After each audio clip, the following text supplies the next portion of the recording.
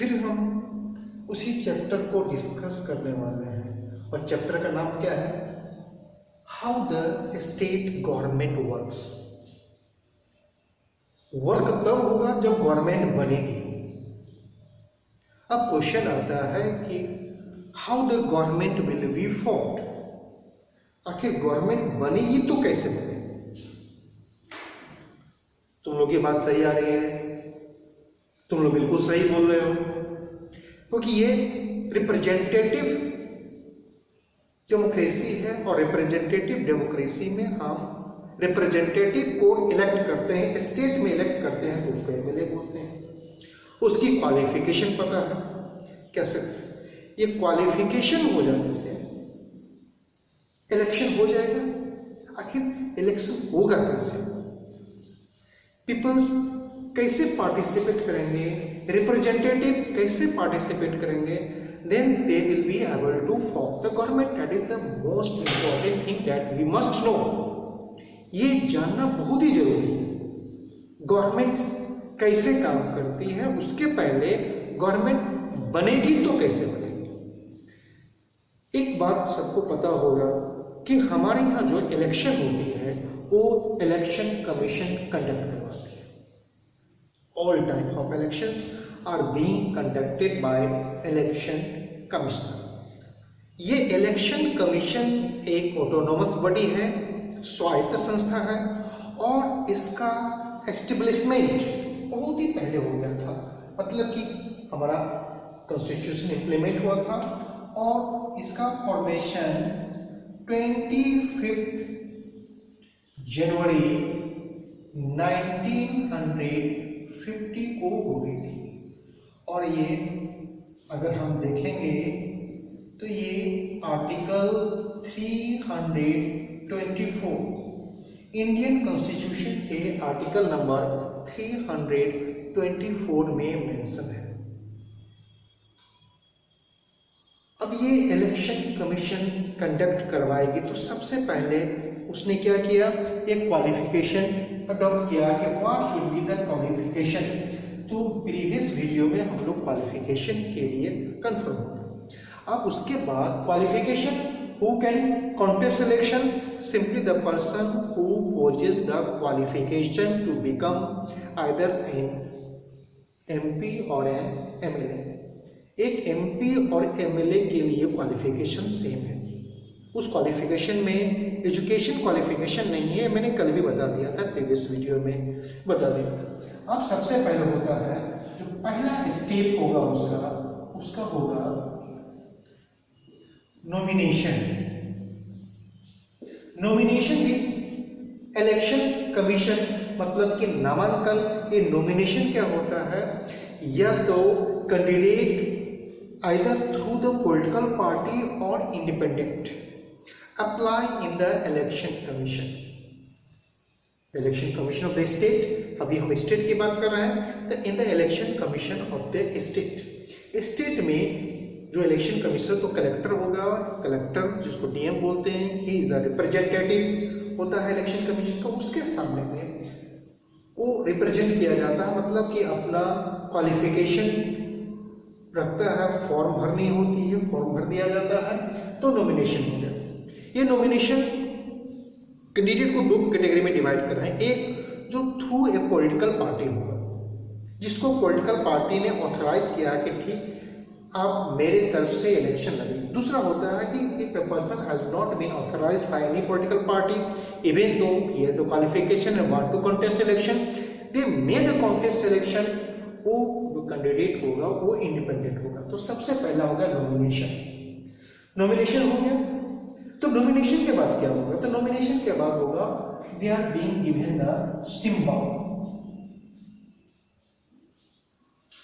Symbol चिन्ह।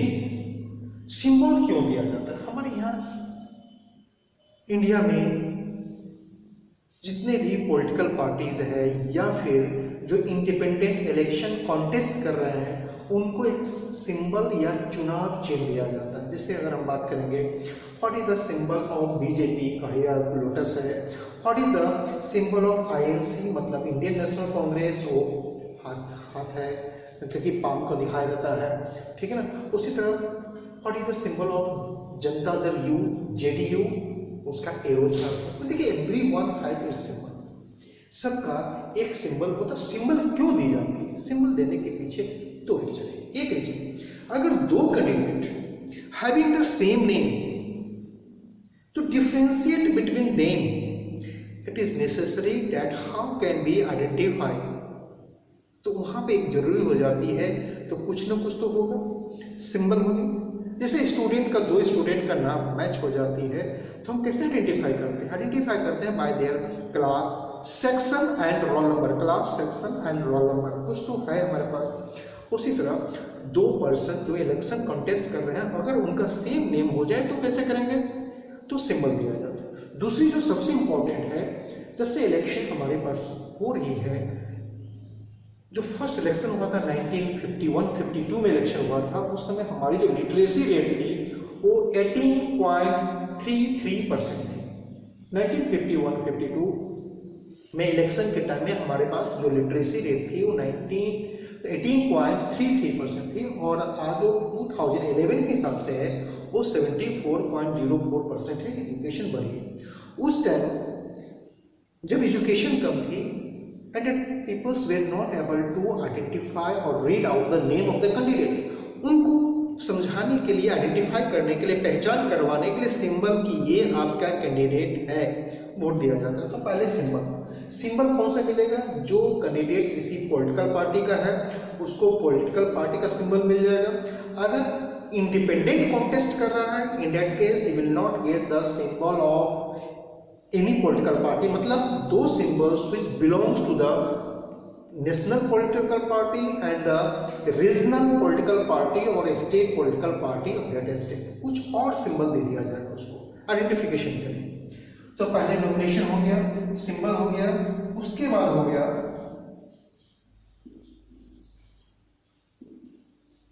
Campaign. Campaign होगा वो प्रचार प्रसार होगा, ठीक ना। लोगों को ये सारे कैंडिडेट बताएंगे। जो पॉलिटिकल पार्टी का होगा वो अपने पॉलिटिकल पार्टी की बात बताएगा। They say if my political party comes to the power we are going to bring this type of policies.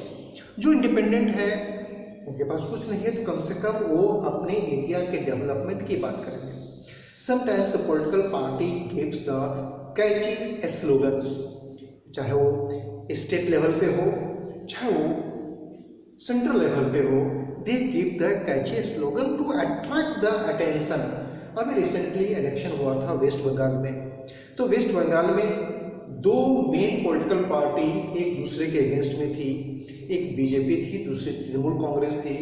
एक का था तृणमूल का खेला होवे और एक का था विकास होवे। तो ये पीपल्स को कहीं न कहीं अपने तरफ अट्रैक्ट कर रहा था। तो ये हो गया कैंपेन। कैंपेन के थ्रू पीपल्स विजिट करता है, लोगों के पास जाता है, पर्सन से मिलते हैं और they कहते हैं कि yes, if my party come to the power we will bring this policy for you peoples. आपके लिए ये सुविधा दी जाएगी।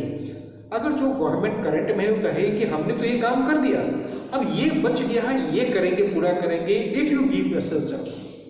उसके बाद कैंपेन के बाद हो जाएगा आपको वोटिंग, ठीक है। वोटिंग के लिए एक डेट फिक्स होता है, पर्टिकुलर डे, और peoples give their opinion in the form of vote. अब वोटिंग ईवीएम से होती है। अब जो वोटिंग होती है ये ईवीएम मतलब इलेक्ट्रॉनिक वोटिंग मशीन। पहले बैलेट पेपर से होती थी, अब ईवीएम से होती है। जो जनरल इलेक्शन फर्स्ट टाइम हुआ था वो 2004 का जो जनरल इलेक्शन था, जनरल इलेक्शन में सेंटर की बात कर रहा हूँ, सेंटर का 2004 से पूरे देश में ईवीएम का यूज होने लगा था। इसके पहले स्टेट इलेक्शन में और म्यूनिसिपल इलेक्शन में ईवीएम का ट्रायल के बेस पे यूज हुआ। अब एक तो लोग वोट देते हैं ईवीएम के थ्रू, दूसरा होता है बैलेट पेपर अभी भी होती है। वो कौन दे सकते हैं? जैसे आर्म फोर्स पीपल्स है, स्टेट का जो पुलिस है वो उनका परिवार के लोग हो जाएंगे, ठीक है, जो गवर्नमेंट जॉब में जिनकी ड्यूटी इलेक्शंस में जाती है, जब गवर्नमेंट सर्विस है जो कंट्री के बाहर है, तो वो लोग इसके थ्रू अप्लाई करते हैं और उनको वोटिंग दिया जाता है। ये बैलेट पेपर जो पोस्टल बैलेट जिसको बोला जाता है, ये वोट देके इलेक्शन कमीशन के पास चली जाती है, मतलब कि जहां पर उनकी वोटिंग होता है जो कॉन्स्टिट्यूंसी में है, और पहले इसकी काउंटिंग होती है, तब इलेक्ट्रॉनिक वोटिंग मशीन जो हमारा पास ईवीएम है वो खोलती है, उसकी काउंटिंग होती है। काउंटिंग होने के बाद क्या होगा, simply the candidate who receives the maximum number of vote is declared winner। जिसके पास सबसे ज्यादा वोट होगा, सबसे ज्यादा वोट हो जाएगा, इसका मतलब वो सबसे ज्यादा पॉपुलर, जनरल लैंग्वेज में बोल सकते हैं कि सबसे ज्यादा पॉपुलर होगा। If nothing has happened, if it is free and fair election take place, in that case वो माना जाएगा कि वो पॉपुलर कैंडिडेट है और वो इलेक्शन जीतेगा, क्योंकि उसको ज्यादा लोगों ने वोट दिया है, पसंद किया है। तो हर कॉन्स्टिट्यूएंसी से, from each constituency one candidate will be the winner. कितने कैंडिडेट हो सकते हैं? It is not necessary that 2 candidates, there may be many candidates, because India is the multi party system. India है द मल्टी पार्टी सिस्टम, बहुत सारी party के अलावा independent candidate भी होती है। अब जो पहला इलेक्शन, अब इससे अंदाजा लगाओ, जो फर्स्ट इलेक्शन हमारा हुआ था, वहां एवरेज एक बूथ पे 4 कैंडिडेट थे। आज हमारे पास एक बूथ पे 10 से 12 कैंडिडेट हो जाते हैं। उसमें जिसको सबसे ज्यादा वोट निकल जाएगा वो इलेक्शन विनर होता है। तो इस कॉन्स्टिट्यूएंसी से एक इलेक्शन विनर होगा। अब हमने तुमको आज इलेक्शन प्रोसीजर के विषय में बता दिया है। इलेक्शन प्रोसीजर में एक क्विक काउंटडाउन, जिसके पास क्वालिफिकेशन होगी वो अपना नॉमिनेशन फाइल करेगा। Nomination either through the political party और इंडिपेंडेंट। उसके बाद they will get the symbol अगर पॉलिटिकल पार्टी के थ्रू है तो पॉलिटिकल पार्टी का सिंबल, नहीं तो उसको इंडिपेंडेंट सिंबल मिलेगा। वो सिंबल नेशनल पार्टी की नहीं होगी और रीजनल पार्टी की नहीं होगी, कोई और सिंबल दिया जाएगा। कैंपेन, उसके बाद प्रचार प्रसार में जाते हैं। प्रचार प्रसार के बाद एक फिक्स डे वोटिंग होती है। Peoples give their opinion in the form of vote and the candidate who receives the maximum number of vote is declared winner. अब नेक्स्ट वीडियो में कहेंगे कि गवर्नमेंट कैसे बनती है। Thank you. Go through this video and try to understand it.